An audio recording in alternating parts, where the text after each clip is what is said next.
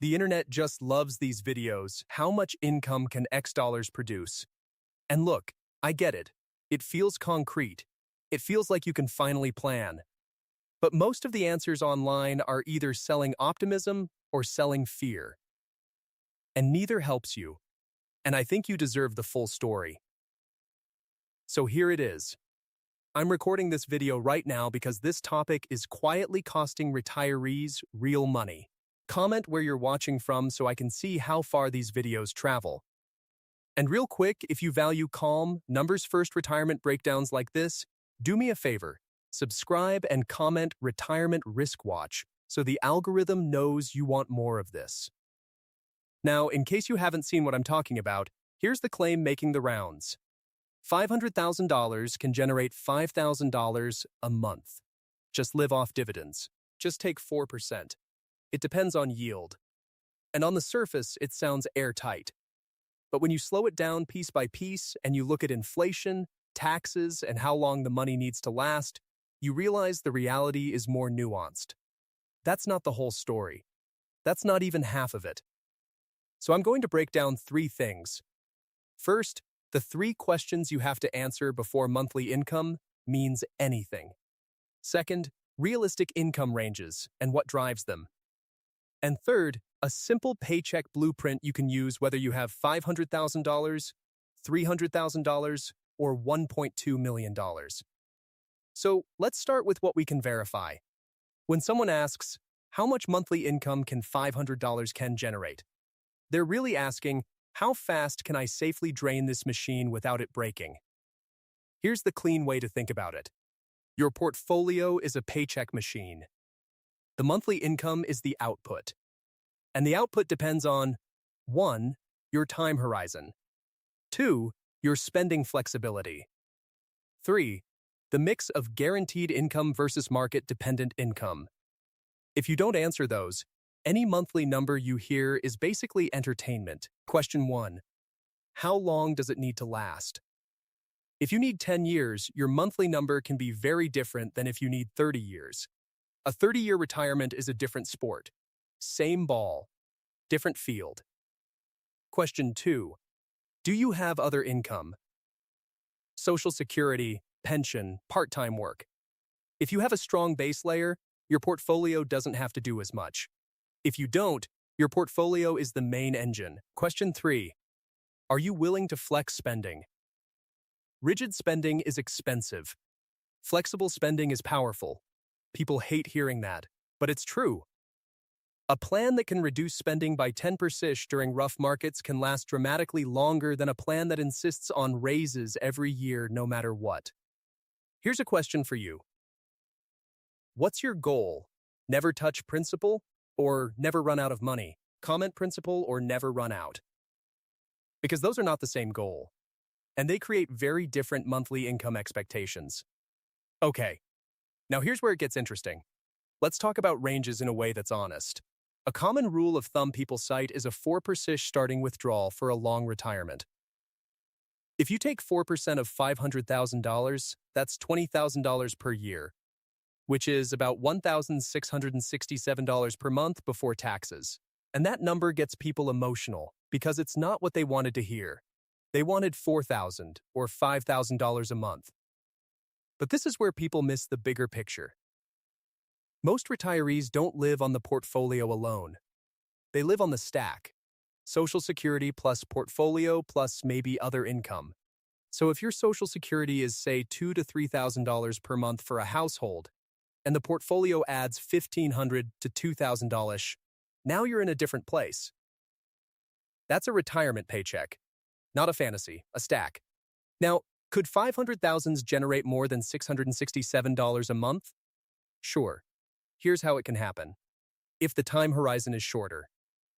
If spending can flex. If markets do very well. If you're comfortable accepting higher risk of needing to cut later, and could it generate less? Absolutely. If inflation runs hot.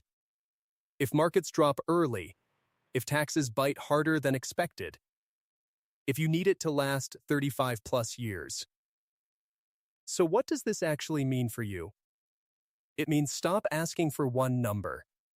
Ask for a system with guardrails. Here's the clean way to think about monthly income from $500K.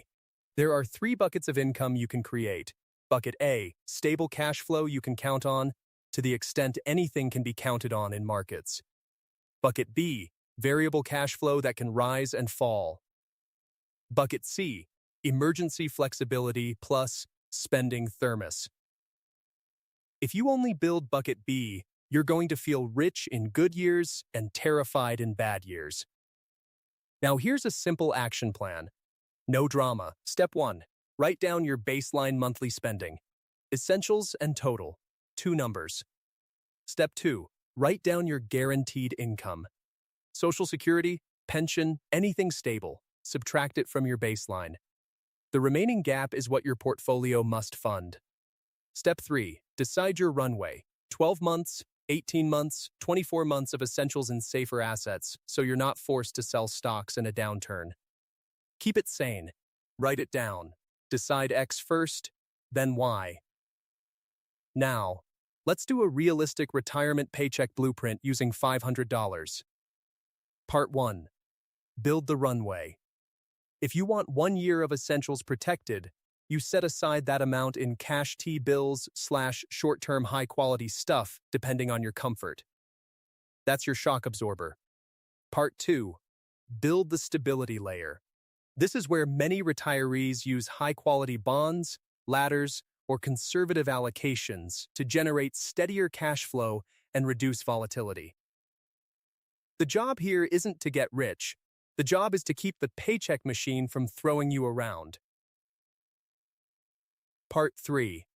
Build the growth layer. This is your inflation fighter. Because if you retire and your income never grows, inflation will slowly shrink your lifestyle even if the account balance looks fine. Now, here's the skeptical alternative. Someone will say, but I saw a strategy that pays 8% monthly. That's plausible. Here's how it can fail. Yield can be cut, principal can drop, and you end up spending down your account while telling yourself it's income. A high yield is not a safety guarantee. Now, let's map 3 plausible paths without pretending we can predict the exact market. Path 1. Markets cooperate. In this world, $500K plus Social Security can support a respectable lifestyle, especially if spending is controlled and taxes are planned. Path 2. Early downturn. In this world, the runway and spending flexibility decide whether you stay calm or spiral. Optional Path 3. Long life. In this world, inflation and healthcare can pressure the plan, and the growth layer becomes crucial. Now here's the uncomfortable truth. $500,000 is either a lot or not enough depending on one thing: your spending. People hate that answer, but that's reality. If you spend $3,000 per month total and have Social Security covering most of it, $500K can be a strong safety net. If you spend $10,000 per month and expect the portfolio to do all the work, $500K is not a paycheck machine, it's a countdown clock. So here's what to watch. Watch your gap. Guaranteed income versus spending. That gap is the truth. Here are the rules I use, and you can steal them. 1. Decide your maximum withdrawal guardrail first. Write it down. If you're losing sleep, you're pulling too hard, or you're invested too aggressive. 2. When markets run hard and you're up a lot, refill your cash runway. Not forever, just enough to buy you time. 3. Don't confuse income with safety. A high yield is not a safety guarantee. 4. The best time to make a retirement decision isn't when you're scared or hyped. It's when you can still breathe and do the math. So here's what we covered. Monthly income from $500K depends on horizon, flexibility, and your income stack. A single number is a trap. A system with guardrails is safety. The retirement paycheck blueprint is runway plus stability plus growth. Now, here are my questions for you. First, what's your target monthly spending in retirement? Ballpark. Comment your range, under 4K, 4, 7K, 7, 10K, or 10K plus. Second, Do you have a pension or is it mostly Social Security plus portfolio? Comment pension or no pension.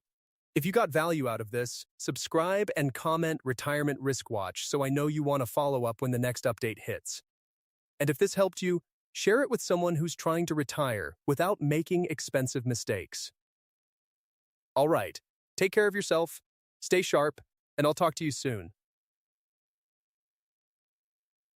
And just so we're crystal clear, this is educational content and commentary. It's my take based on publicly discussed information and my own reasoning. And it's not personal financial advice. I'm not your advisor. I don't know your goals or your risk tolerance. And I could be wrong. Do your own homework. Consider your situation. And if you need personal advice, get it from a qualified professional who knows your situation.